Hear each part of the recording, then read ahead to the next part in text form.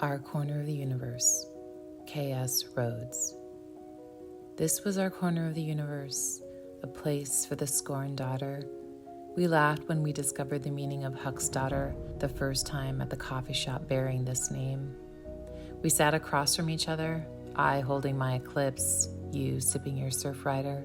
I reached across the table smiling. Give me your hand. Your freed hand met my reach, palm open. I slid my hands under your delicate fingers and pulled them closer. Your love line is short, here, see? I pointed to the abrupt stop of the line. Let me see your other hand. What you really wanted to know was when your suffering would end. It's what most people want to know when they come to me, although very few realized this was the sum of their questions. We were interrupted by a stranger. Excuse me. She leaned closer to us before she continued. Are you reading her palm? We didn't know then she would become our aerial yoga teacher. I am. Would you like me to read your palm? Would you? I would love that. She jumped up from her seat, kitty corner from me, as I released your hand and you slid down a chair. Because we make room for the scorned daughters. This was how our corner of the universe works. We encounter delightful beings who invite us in their aerial yoga class because I was reading your palm and subsequently hers. She didn't even know you and I had trained in aerial acrobatics years ago, before I turned into a hermit. Years ago, when I didn't mind driving to Seattle during rush hour to train on the fabrics. We didn't know an aerial yoga class was nearby, within my hermitage range. What we did know was our corner of the universe was named for the scorned daughter. What we did know was our corner of the universe was where life comes to us in unexpected and unknown manners. We came to our corner of the universe after paddleboarding. We came to our corner of the universe when we needed to get away from the world. It's not easy being a teen in the world. The multidimensionality of that world is staggering for my mind. The tics and talks and instas and snaps, the selfies that speak without words. Mom, we don't use emojis or proper punctuation or full words like of course substituted with OFC.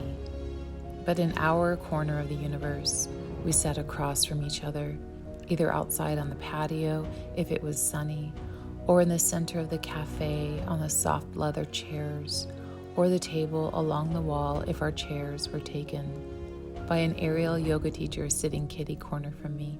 Was this where the scorned daughters gravitated? Where the flying elk emblem ventured towards the sky as the Huck's daughter logo, I'm sure inspired by the grounded elk herd we typically passed grazing a couple miles from the coffee shop. Can I try your drink?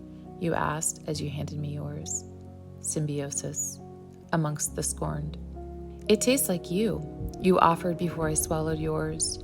You were always so fast. Was this because of the multidimensionality of your world that staggers my mind, the tics and talks and instas and snaps? What does that mean? I could not even fathom this form of synesthesia. If you were a drink, I imagine this is what you taste like. We exchanged our drinks back. My next sip was more intentional. What did I taste like? I drew the liquid onto my tongue and let it linger. What did I taste like? It was tangy, softening to sweet, but a light sweet. Nothing about the drink smashed hard. It was subtle, yet distinct.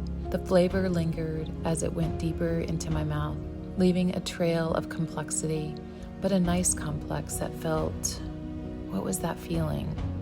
Sustainable. You were right, I did taste like an eclipse. I looked at the drink with deep, dark red purple bubbles up towards the surface lightening to a soft pink. Even the color was sustainable and rich. It looked rich, but light at the same time. Do you think I taste like my drink? You asked. I reached for your cup to revisit the taste. Sweet, solidly sweet. That's all I tasted, sweet. I considered the color before I responded. A vibrant aqua.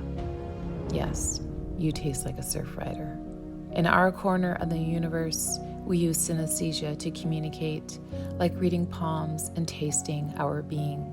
and we enjoyed the benefits of being scorned like the flying elk and the flying acrobats.